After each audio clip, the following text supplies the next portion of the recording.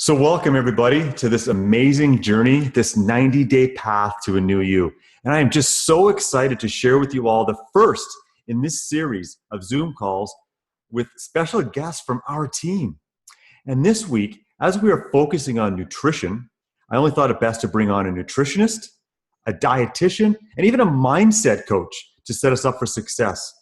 But really, is it possible to have all this wrapped up into one person? Well, absolutely it is, and I'd love to introduce you to her, our special guest today, the one and the only, the multi-talented Jane Wood. Hey guys, so happy to be here today. Well, Jane, the introduction I just gave really only scratches the surface, so I'd like to take a minute or two, to tell our listeners a little bit more about you and to share with them, who is Jane Wood. So, Jane earned her dietetics degree with honors in 2002 at Mount St. Vincent University, Halifax, Nova Scotia. And she's held a professional designation of registered dietitian.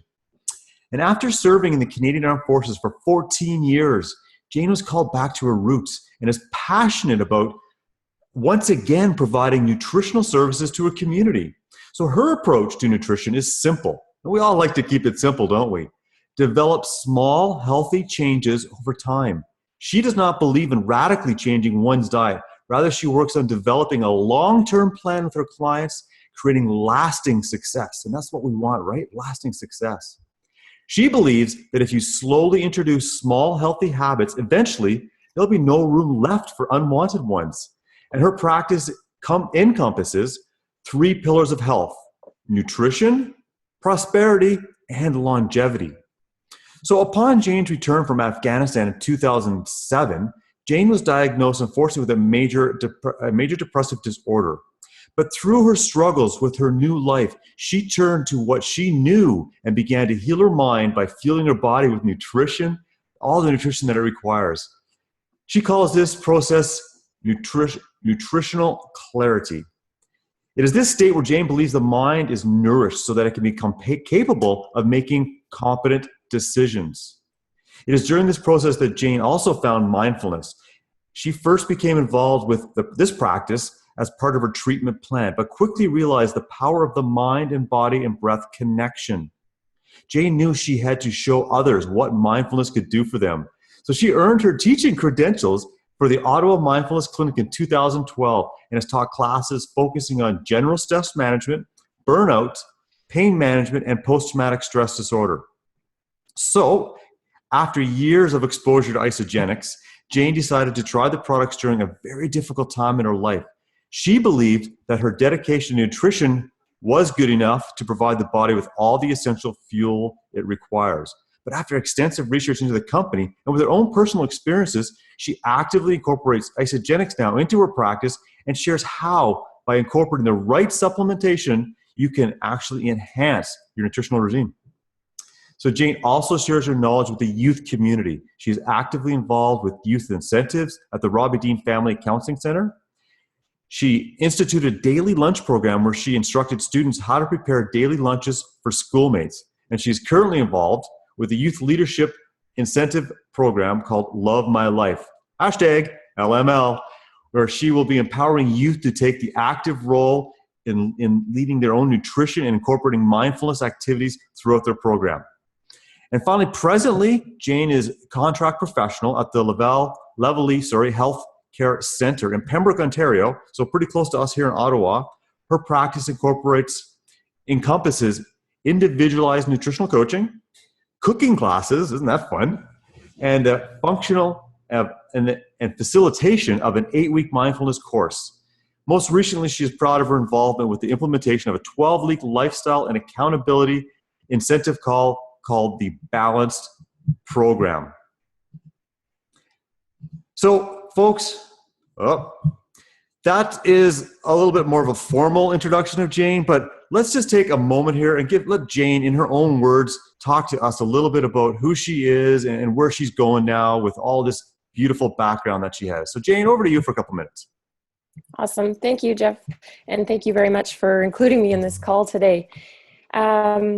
So like my bio said, I have a background in nutrition, and on more personal notes, I was first exposed to Isagenix in 2004. A colleague of mine came to me and said he had found this really cool nutritional product, and he wanted to share it with me, which was common because people who I worked with knew my background in nutrition and were always coming to me and asking me what my thoughts were on meal plans and such. And so this guy thought he found the be all end all, and he was so excited about it. And, he took his nutrition serious. He was super jacked and was really fit. And so he said, yeah, it's this 9-day program, and all you do is drink this juice and eat these little snacks, and I feel amazing. And, you should try it with me. And at first, everything in my core was saying, no, this is not healthy. And I actually told him to stay away from that. And that really was my stance towards Isagenix for many, many years. And people came to me throughout the years asking me about Isagenix. And I just truly believe that you could eat the foods that you needed to nourish your body, to get all of the nutrition that you required. I joined the military, and I was super fit. I, was in the process of training to go on my jump course. I was learning I had a trainer to go into a figure model championship. And so I was really healthy. I was really keen on nutrition. And then the opportunity came for me to go to Afghanistan. And so, of course, being a soldier first, that was definitely where my heart was. And that was a tough tour for me. Basically my life kind of shifted while I was there. I was there for 10 months and tried to keep up a healthy lifestyle as best I could. But, things just kind of eroded. And then when I got home, it became even more difficult for me to even function. Daily activities for me were difficult. I had gained a ton of weight, which was really not something I was used to. I had a difficult time just really getting out of bed. And so I finally took the steps to seek some medical attention with the encouragement of my amazing husband, David Wood, not the David Wood, but the other David Wood. And yeah, and so I went and I was diagnosed with depression, and something I just really couldn't accept because my experience in Afghanistan was not of combat. And so I didn't understand why this was happening to me. So I really ignored it, and my body started to really suffer from it. And so it wasn't for many, many years later, I had met the beautiful Jody Trenholm, and she was my physiotherapist in the military. And we had a working relationship for many, many years. And it wasn't until 2012, and Jody and I were seeing each other, and she just looked at me one day and she said, Jane, I've known you for many years. And she said, you're just completely broken. Your body's broken. Your mind is broken. Your spirit is broken. And you know what, she was right. And so she said, can I talk to you about something that has really impacted my life? And I was like, yeah, absolutely, Jody, because I noticed some shifts in Jody as well. And so, so she said, I started Isagenix. And right away I was like, nope, don't want to hear about it. I don't believe in it. I don't think, thanks for telling me, but that's not what I want to do. And so in the kind way Jody knows how to do, she just said, Jane, can you just give me a half an hour of your time? That's all I need. I'll tell you what happened to me. And if you don't want to hear anything more about it, then I'll never bring it up again. And so I said, okay, well, I respect your professional opinion. I will give you a half an hour. And Jeff, just what she explained to me, how she changed her life. And as you know, I'm a 6 foot tall woman. Jody's 5 foot something. And barely, I'm like, she doesn't need to lose weight. Why is this woman doing Isagenix? And so when she explained to me how her energy came back, how her relationship with her husband improved, how she became a better mother, those things really pulled up my heartstrings, because those were the things that, I had gained weight, but I felt I could manage that somehow. Yes. But it was just my identity is what I really wanted back. And so I just gave her my credit card and blindly went with her. And that's really the start of my Isagenix journey. I had no intention of selling the products. In fact, I was super embarrassed to even say that I was doing Isagenix because as a professional, I felt that I should have been able to do this myself. But as my bio said, I just really, being a scientific mind, had to research this product and just found that everything about it was true and, in line with what my approach is to health. And so now I share it with everyone. I'm not afraid to say I do Isagenix, but I'm also realizing that Isagenix is not for everyone. So I incorporated into my practice as best I can. I share it, I promote it. But I also share with my clients other ways that they can be healthy. So I'm feeling better now. I mean, I still struggle with depression, but I know that every day I'm fueling my body with what it needs to be successful as best it can be. So Well, yeah, thank so you that's my thank story. you for being so transparent with us all, and being very open. And I think a lot of people are going to be able to associate with you so much better and understand that you're the place that you're coming from. And the great thing is that you understand that it's not 100% Isagenix. There's nutrition involved as well. There's food, because a lot of us probably still would eat 3 meals a day of Isagenix, but that's just not realistic. You have to have plans in place to eat real food as well. Absolutely. More traditional style food. So you're the great person and the right person to have on this call for us today to share with us the combination, how Isagenix can fit into our lives, and how more traditional style foods can be incorporated as well. So with that, let's get this call started, and let's get into the meat of it. So everybody has all the advice and the tips that you can give to us the next couple minutes, or 20, 30 minutes. So let's talk about Isagenix. Let's talk about how it is that you have incorporated Isagenix products into your lifestyle, and then maybe some of your suggestions coming as a dietitian and a nutritionist and mindfulness coach. So maybe your perspective be a little bit different than others. So can you share with us a little bit of that? Absolutely, Jeff. So first of all, when I first started with Isagenix, I started like probably most everyone. I started following the program itself, and so I was very strict to 2 shakes a day and 1 meal. However, I also from the nutrition aspect, I knew that my body needs more than just the 2 shakes a day and 1 400 to 600 calorie meal. Correct. And so I was used to eating 6 meals a day. My caloric intake just for rest is over 2,000 calories. And so the Isagenix plan is just a little bit over 1,000 calories a day, understanding there's a nutritional density component to it as well. So I did make sure that I had additional snacks and stuff. And I found that the President's Pack was best for that, because the bars and the other supporting snacks were really good for me to just really incorporate into my daily routine. And so I did that for actually 2 back-to-back months, and I had reached my weight loss goal at that point in time. And so basically I was in a maintenance phase. And so how I incorporate Isagenix every day is I always start my day with a shake. Breakfast for me is very challenging. I don't enjoy eating breakfast foods. So when Isagenix came along, I was like, yes, I don't have to eat cereal anymore. I don't have to eat toast. I don't have to eat any of those things.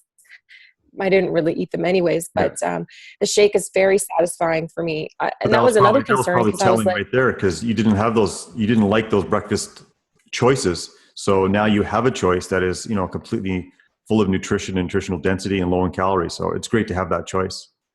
Absolutely. And I was nervous at first about the taste of Isagenix, because I had tried everything. Like I tried as many protein powders and all that I could, because I really enjoyed the smoothie. Being a military background, that, physical fitness is the first thing we do every morning, and going to work with something in my stomach was important. I knew that from a nutritional aspect, but not something heavy. So I was drinking smoothies, but I don't know. I think a lot of you would probably, say the same thing with me, as I was doing the plug your nose, gulp it down effect, because I just wanted to get it down. I knew I needed the nutrition, didn't really enjoy what I was actually eating. And so when I first started Isagenix, I was like, oh no, these don't taste good at all either. I'm nervous. But after the 4 days, after the first deep cleanse, I could honestly look you in the eyes and say, I absolutely crave these products now. I get up every morning and I'm like, where's my shake? And so I love that aspect about it. And I thought I would get bored of it, but I don't. And so every single day of my life, no matter what I do or how it ends, I know I start it with the best way that I can. I also truly believe in the multivitamins, the ageless essentials. I take those as well every day with the product B, of course. I want to stay youthful and keep this lovely face and as long as I can. And so yeah, and I also have joint issues and a lot of pain. And so I always take the pain the joint pills. Yes. And we have in my family a lot of mental health issues, a lot of dementia, a lot of Alzheimer's. And I know that no medical claims are being made about the brain support, but I just feel that any steps that I can take to preserve my mental capacity, I will take those. And so I take the brain support as well every morning. And so that, and Ionics obviously as well, I take because of the ability it helps with my body and my mental clarity. And so that's pretty much my morning every single day. And that's easy to take with me. Just Isagenix makes it easy. You can take it with the packets. You can take the little Ionics things. We've got little pill cases we can take. And we travel a lot. People who know Dave and I, we have an active, busy lifestyle. And we've gone all over and we've taken Isagenix with us. And so there's no real excuse to say that it's not convenient. It's super convenient. So I'll advocate for that. Mm-hmm. Yeah, that's great. So you're able to incorporate Isagenix into your busy lifestyle because it's so convenient and so nutritionally dense that you're getting the right quality and the amounts of carbs, proteins, all the things that you need in a very convenient package. So that's Absolutely. awesome. Any other final tips you can add to how Isagenix fits into a busy lifestyle? Before we move the on? only other thing that I use with Isagenix is that I kind of joke about this I think I mentioned it to you the other day about the healthy purse.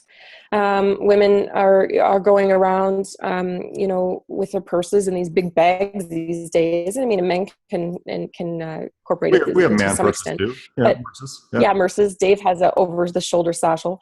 But no, I find that when we're out and busy, we're always tempted to kind of go into the drive-through. It's kind of become our social norm. It's like, oh, we're out, let's go to Starbucks, Canadian Tim Hortons, all of those things. Food is so convenient now. And so, I mean, I'm not exempt from it. I enjoy a splurge here and there. But I just find that if I have those things with me, if I have bars, if I have Isodelites in the fiber bars or the slim cakes in my purse, in my glove box, I'm less tempted to drive into the drive-through and have those things that are really unhealthy for me. And so I find that is the other way that I can easily incorporate Isagenix into my daily life. Awesome, and I think both Nancy and I, my beautiful wife Nancy McAllister, and I could totally attest to that. Whenever we hit the road somewhere, it's almost a scramble to run around the house to collect as much Isagenix products as we can to carry with us, whether it be bars, Isodelites. We fill up our water bottles with Replenish. We really just stack our purses or my Merce and bring this stuff in the truck. So we're ready to go no matter how long it takes us to get home. If we get stuck somewhere in traffic, we always have what we need to nourish ourselves. So that's awesome. But, as you said yourself in the beginning of your introduction, it's not 100% Isagenix. There are times you're gonna eat real food. So it can be a challenge at times because we talked about the convenience of Isagenix, but sometimes real food cannot be convenient. So maybe you could share with us a few ideas on how we can make real food convenient. So there's a lot of very, very busy moms and dads out there with kids and a lot of activities going on, running home from work and immediately heading back out to a soccer practice. So how can they prepare themselves so that they can have the best possible nutrition in foods and have it ready to go at any time? So talk a little bit about food preparation and meal planning. Absolutely. This is one of the most demanded things my clients ask for me is how do I prepare? How do I do this? I teach a cooking class. It's called From Ingredients to Delicious in Less Than 60 Minutes. And so basically meal preparation is key. And every plan has to come, you have to start with a plan. And if you don't have a plan, then, as you mentioned before, you're more than likely to not be successful with your goals than if you actually had a plan. You're less likely to deter from it. And so I do teach 5 steps to healthy meal planning. Like I said in my bio, I only believe in simple things. When you complicate things, people are just they're not listening, they're not engaged. And so I have 5 steps to meal planning. And so the first step is always for things that are important in your life, you have to schedule them out. You have to schedule your workouts. You have to schedule your time with your loved ones. You have to schedule your actual work. And so scheduling your meal planning is definitely something you have to do too. It's not going to create itself. You have to actually plan the time to schedule it. So in my life, Saturday mornings is when I plan my meals. And I slot out, at first it's going to take maybe an hour of your time, but once you get used to it, you can do it in a half an hour.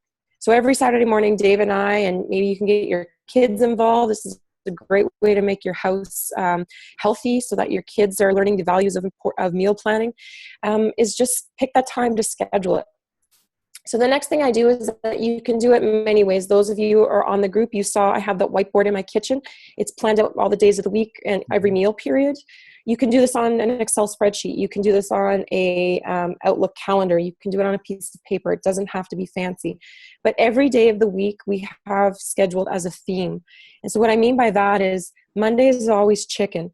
Tuesdays is seafood. Wednesdays is beef. Thursday is pasta.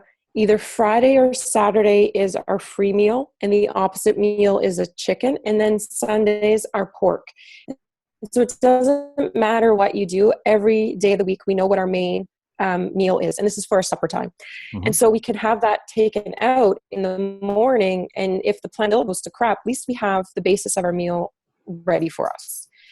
And so then the next thing you do is a recipe book. And so I just use a basic recipe book.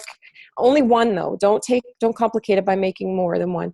And just go through it and be like, oh, look, this is a really cool chicken recipe, and I put flags in them.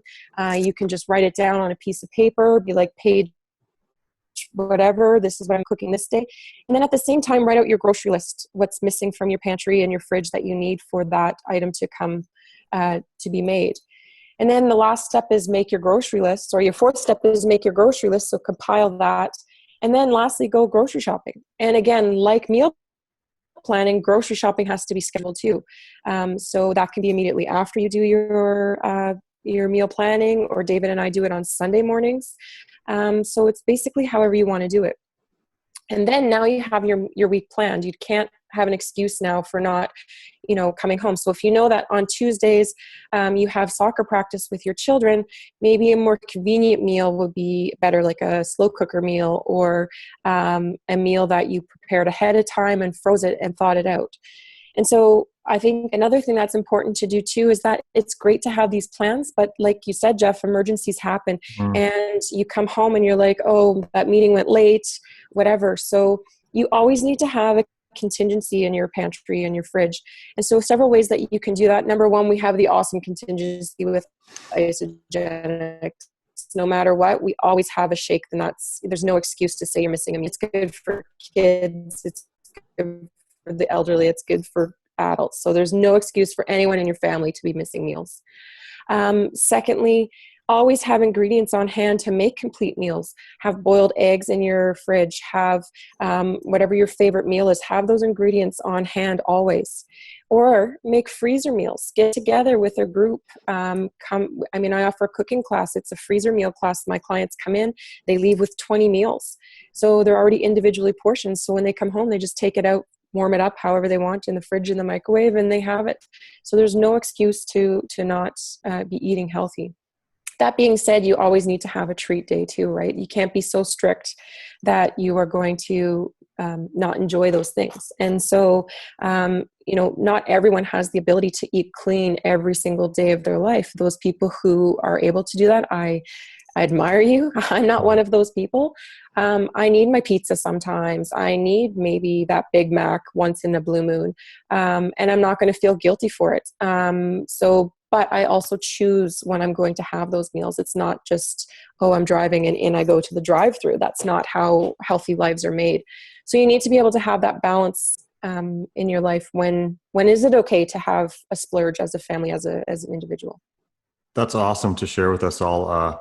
It's about making the choice. We can sometimes have that slightly, quote unquote, unhealthy meal, but it's a choice that we know there's ramifications. It means tomorrow I might just spend an extra 20 minutes on a Stairmaster, or tomorrow I'm going to eat super clean because I ate this today. It's not about completely eliminating. It's a lifestyle. So we try to make the choices 80% of the time right, so that the other times we might be able to splurge a little bit. So that I love. I also love the choose one cookbook.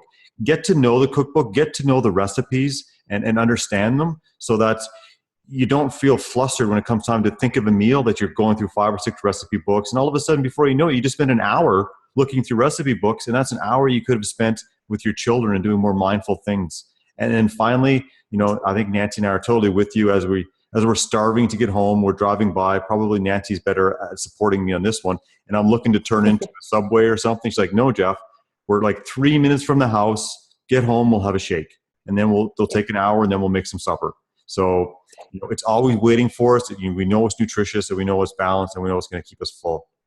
So you've given us a couple contingencies. We talked about the purse, and we talked about the, having a frozen vegetable, a frozen meal or something prepared. Is there any other contingency planning items that you could throw at us to help us prepare in case something does get in the way? Whether it's an emotional craving, whether it's, life just gets in our way, something else that we can support ourselves with. For sure. So 2 things come to mind. First of all, there's always going to be times when we're out and about. And so maybe we didn't bring the snack items that we wanted to bring with us, and we can't be bringing freezer meals with us in the car or when we're traveling. So it's always important to know the area that you're going to, research a little bit, know which restaurants are healthy, know which restaurants are in the community that you're going to. And again, you have the choice to decide what you put into your body.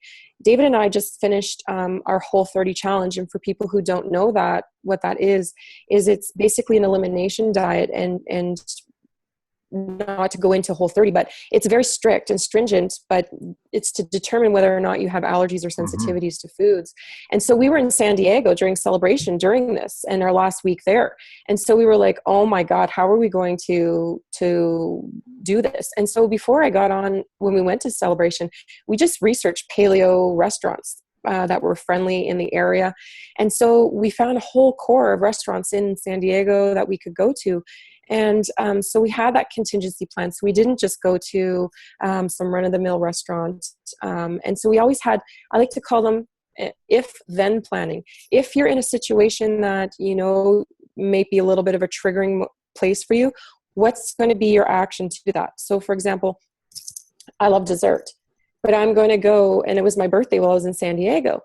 And so normally I would order a big cake and I would eat that. I'm not ashamed to say that. I have a birthday once a year. I'm going to eat a cake. But my contingency was that I was going to just have a cupcake this time. So I had a plan, and I said, I'm going to go into this cupcake restaurant. I'm going to grab a cupcake, and that's what I'm going to eat. And I'm going to be okay with that. And so it's all about making those choices. It's about going into a restaurant and asking the servers, how do you prepare your chickens? How do you prepare your meat? What is in your dressings? And asking them to make it on the side. A restaurant, if it's, I'm not talking about McDonald's or a chain restaurant. Even some chain restaurants will be accommodating. But if they're a credible restaurant, they will prepare you a plain chicken breast and put it on the side with salad greens. They will do things that are in line with your diet plan. You're the customer. You're paying for that. So you can ask for that. You shouldn't be ashamed. This is your health, not the restaurant's health. So that's the first thing. I always talk about that. The second thing is for an emotional eater. I'm an emotional eater. I've struggled with emotional eating for my entire life. And what I've learned from mindfulness training and from some other therapeutic things is that you cannot do 2 things at the same time. And ladies, I'm sorry, I'm going to bust this myth out of the water here. No one can multitask. The brain is not designed to multitask. You can't do 2 things at once. You can do one thing and your brain switches to another very fast. And women are much better at switching. You can't do 2 things at once. So my point is that if you have a food craving, you can't do push-ups and eat food at the same time. And so what's a good thing to do is to come up with a list of things that you enjoy doing that don't facilitate eating at the same time. So for example, going for a little walk with your dog, having a bath, doing some push-ups, whatever it is, reading a book. Do something that when you feel that emotional eating come along, do something that brings some joy into your life. A craving lasts 5 to 7 minutes. So if you can occupy your mind in doing something else for 5 to 7 minutes, that craving will usually subside. So it's good to just write out a list of things that you love doing and have it close by. Lori Harder, I've taken some training with her. It's called the Bliss Jar, and you put in all these awesome things you love to do. So just pick out something and be like, oh, I'm going to do that for 5 minutes. And, it'll help you go through your food cravings. That's amazing. And I think that can serve people so well in other areas of life, let alone just nutrition. Just having that Bliss Jar is such a great idea. Whenever you're feeling low or down or whatever's going on in your life, just reach over to that bliss jar, pull it out, cheer yourself up, and go do that. But Absolutely. really, you've alluded to my next question that I really wanted to ask you about so well with your last answer, but maybe you can expand upon it. Let's talk a little bit about mindset.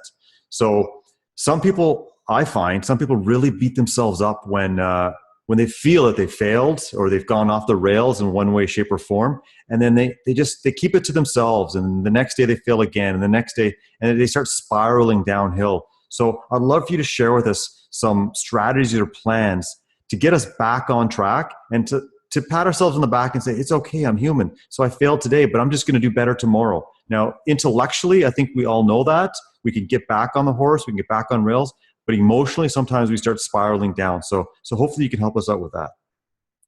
Absolutely. So for those of you who read my post on Team I, that kind of starts a small portion is the self-compassion aspect of it. The other thing that you can do sometimes is with a small exercise is think about a time when a friend of yours or a loved one has suffered. And think about how you actually treated that person. What did you do for them? How did you speak to them? And then now compare that with how you speak to yourself. And so often you'll find that you're very open and caring and you're there for that person. You're compassionate for them. You said, it's okay. Next time, just brush yourself off, get up, let's keep going. I believe in you. When you say to yourself, is like you said, Jeff, it's like, oh crap, I failed in this today. I'm never going to be able to succeed. Today was horrible. So what's the point of continuing with tomorrow? Some of us have varying degrees of that self-talk, but it's there. Contemplate, why is there the difference? Why is it okay for you to treat a friend with such compassion, but treat yourself with, such disdain? And so then just kind of reflect on that the next time you're feeling really hard on yourself. And so that's kind of like the first real lens in on what it is that you do. That's, first of all, you need to be mindful of that, the fact that you actually engage in that behavior. And we all do it. We all have the should, the would, the could. And it's called the judgmental mind. And it's there for a reason, or the inner critic. We have that. And the judgmental mind has a purpose for when we were in primitive times and, we were in a situation that was threatening or, was our actions conducive to our survival. With today's society, we don't have to worry about saber-toothed tigers and tribesmen coming into our homes, but we have a lot of stress that keeps us upregulated all the time with finances and busy lifestyles and so on and so forth. And so sometimes we are not really mindful as to what's happening, and we have that judgmental mind, and we just kind of let it run wild. And so recognizing that we have a judgmental mind, recognizing that we do treat ourselves differently than what we do for loved ones, that's the first step, and that's really being mindful. And then when you talk about mindfulness, there's really three aspects of it.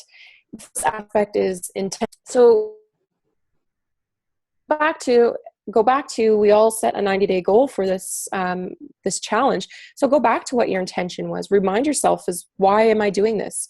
What did I feel like? What emotions triggered me to say, yes, I'm going to sign up for this 90-day challenge. So always come back to what your intentions are, because we don't really, whether or not we, what our intentions are, the more present we can be in the current moment. Next thing is when we have a time that we kind of fall, what is it that we're doing? What are we saying to ourselves? What were the external circumstances? What factors are played into your feelings like this? Maybe you had a really crappy day, and that's okay. And at first your habits are not going to change overnight. If you usually have a crappy day and then you turn to food, how do you expect just because you join a 90-day challenge that to change? It's not going to change. But what will change is you becoming aware of that action, and what is your attitude towards it? Are you judging yourself for it, or are you being compassionate about it? And so when we talk about the third thing, which is your attitude or your stance, is how are you coming to the situation? Are you coming already with preconceived notions? Are you judging yourself? Or are you coming with an element of curiosity saying, That's interesting. I didn't realize that when I have a lot of stress in my life, I turn to food. No wonder. So maybe what are some more healthy strategies for me next time that I don't turn to food? And for some of us, just being aware that we have that emotion-food connection is huge. So those of you that have your notebooks out, that's well worth writing down. Intention, attention, and attitude. And you so well explained those for us. And thank you so much for that. And to be quite honest, any one of the subjects we've talked about today, mindset, contingency planning, they could be a call in themselves. There's so much information we'd love to cover. And I know there's so much information in that brain of yours that you'd love to share with everybody. But we do have to wrap up the call soon here. So thank you so much, Jane. And I personally want to thank you for taking the time out of your day to share this with us. And I think on behalf of all the listeners out there, they as well want to thank you for your insights into the world of nutrition and the mindset that goes around it. But before I do wrap up, on a professional level, how could someone contact you if they needed help or if they were interested in one of your programs? Thank you for that, Jeff. So basically I have my own company. It's called It's For Your Life. And as Jeff mentioned, my pillars are nutrition, prosperity, longevity. And so basically you can get in touch with me on my website. It's www.itsforyourlife.ca, no apostrophe. Or you can email me at janewood@itsforyourlife.ca. And I have a contact form on my website. I do, if you're in Pembroke area, I do classes at the Lavely Center. I have my own studio there, my own Zen Den, as I like to call it. And I have a huge full kitchen there, so cooking classes, all of those things. But if you can't, and you're not in the area, I also do internet type, Google Chats or Zoom classroom work too. So we can do one-on-one or group forums, so you can get in touch with me through the website and I would love to share with you. Or if you have any questions, you can also Facebook me. I'm just Jane Wood. I would love to hear from you guys. So That's awesome. That's awesome. So many ways of connecting with you. And isn't it wonderful, everybody, that inside our small group, well, not actually a small group anymore, inside our wonderfully large group, with the 90-Day Path to New You, we have so many experts in so many fields just within our group when it comes to nutrition, health, fitness, mindset, and we'll have so many of those more people coming on over the remaining weeks of this 90-day challenge. So again, thank you, Jane. And folks, remember, comment on this thread. I would love for you to tell us what you liked about the call, what was your biggest takeaway, how it helped you or how it's going to help you. So the next in our series of call next Tuesday will be focused on fitness. Now remember, focus. Follow one course until success. Follow through with it. Okay, guys. Love you all. Take care. See you on Facebook. Bye-bye.